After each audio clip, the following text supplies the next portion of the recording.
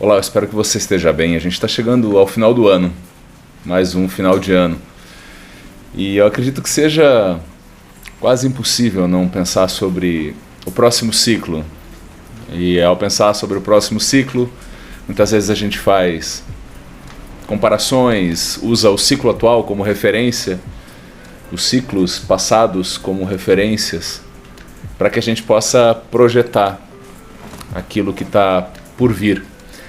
E eu estou passando aqui para te desejar muita saúde, e o meu desejo se estende a nós como um voto de uma esperança ativa. E a esperança ativa, ela tem um lugar que, claro, depende da gente, dos nossos melhores esforços, dos nossos propósitos, daquilo que a gente faz de propósito por entender o quanto aquilo é relevante ou parece ser relevante para a gente.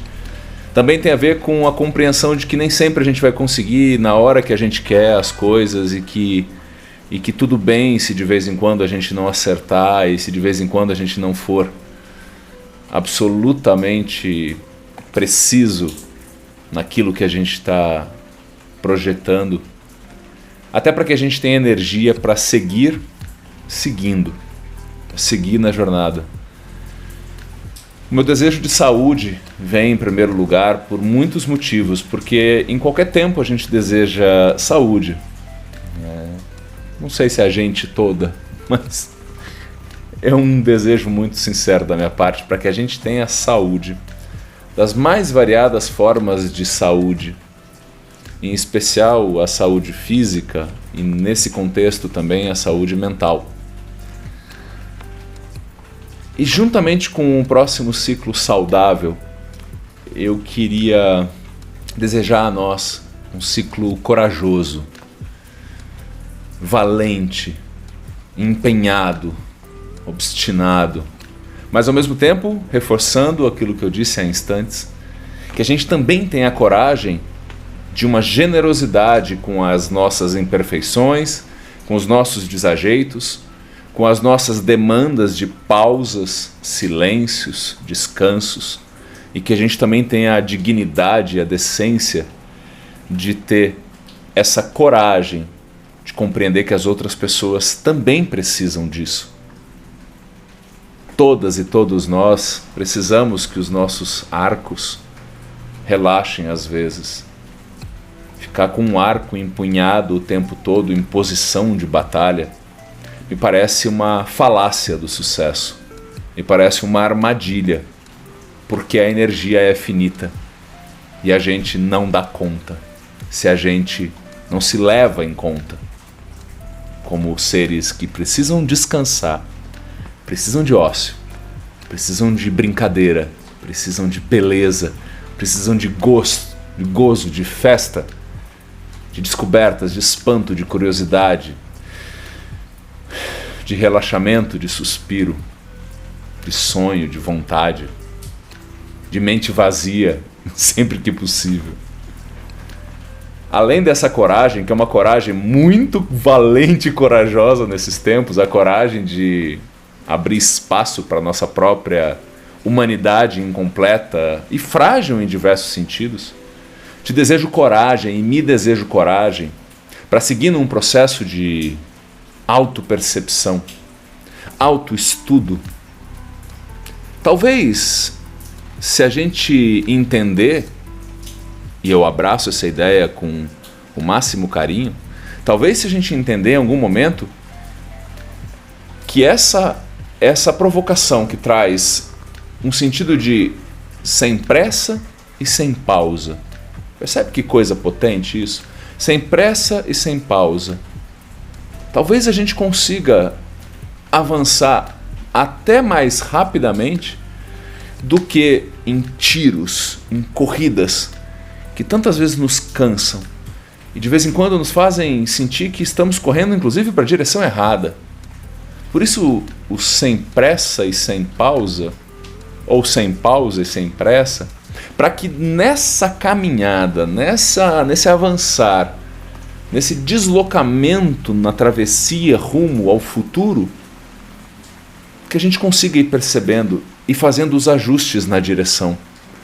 Porque se a gente vai muito rápido, ou muito cansado, ou muito distraído com os afazeres diversos, talvez a gente não consiga se dedicar àquilo que tem o potencial de se transformar em autoconhecimento, que é o autoestudo, ou a autopercepção. Algo que eu ando repetindo muito para mim mesmo e por aí. Será que dá para eu me autoconhecer, com o perdão do clichê e da redundância? Será que eu consigo fazer isso? Ganhar conhecimento sobre mim sem lançar olhar sincero e inteligente sobre mim mesmo? O olhar sincero e inteligente vem lá da Marguerite Yourcenar, uma pensadora da Bélgica. É o que eu desejo a gente. Coragem no processo. E com as descobertas, os ajustes. Com as descobertas, os planos de transição. Às vezes, não conseguimos fazer no momento da descoberta ou ato contínuo. Não. Descobri que isso é relevante para valer para mim. Às vezes a atitude que segue a descoberta não pode, não deve às vezes ser radical. No entanto, o quanto cabe de um plano de transição, e aqui eu posso estar falando da sua carreira, da minha carreira, dos nossos relacionamentos conjugais, do lugar que a gente vive, da forma como eu ocupo o meu tempo, enfim, tantos temas que nos pedem a renovação das descobertas, porque não somos as mesmas pessoas ontem, hoje e amanhã, e ainda menos no curso de um tempo maior. Plano de transição a partir da autopercepção, da descoberta, do conhecer-se mais a si mesmo. E aí entram alguns outros aspectos relacionados às coragens, às nossas coragens, de dialogar com as partes que fazem parte das nossas vidas.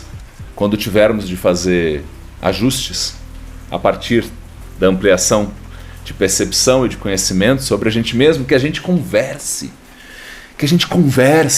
com as pessoas que representam os nossos sentimentos mais íntimos, as pessoas que representam os nossos relacionamentos familiares, sociais e de amizade, as pessoas que representam os nossos relacionamentos profissionais, nosso ofício, nosso trabalho. Que a gente tenha coragem de dialogar, de expor aquilo que lateja em nós, aquilo que vibra em nós, e que a gente encontre caminho para o combinado, para o acordo, para a cessão mútua, quando for necessária a cessão, para que a gente se ajeite. E nesse ajeitar a gente perceba que a gente se deslocou um pouco mais em direção àquilo que a gente descobriu que é importante, né? Porta dentro.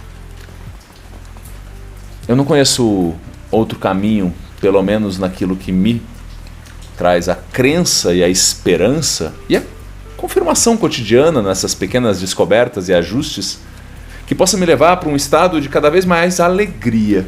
E por alegria eu quero dizer me deslocar cada vez mais de um lugar de menor potência para mais potência. Ou seja, se eu estou aqui de potência, quando eu descubro algo importante sobre mim, que dialoga com os meus princípios, com meus valores, com os meus propósitos, que eu consiga ganhar alegria me deslocando desse lugar que tinha um pouco menos de potência para algo que tinha um pouco mais de potência, pelo diálogo e pela renovação e às vezes reforma dos combinados com as partes que fazem parte do meu mundo.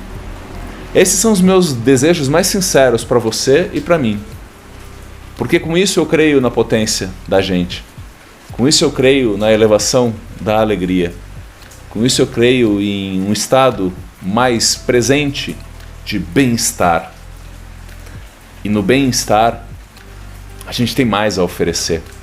No bem-estar a gente ganha mais força para alimentar esse círculo que pode ser muito virtuoso e que a ausência desse círculo pode nos colocar em lençóis tristes, lençóis que não nos causam mais bem-estar, ou nos proporcionam menos bem-estar do que podemos vir a sentir.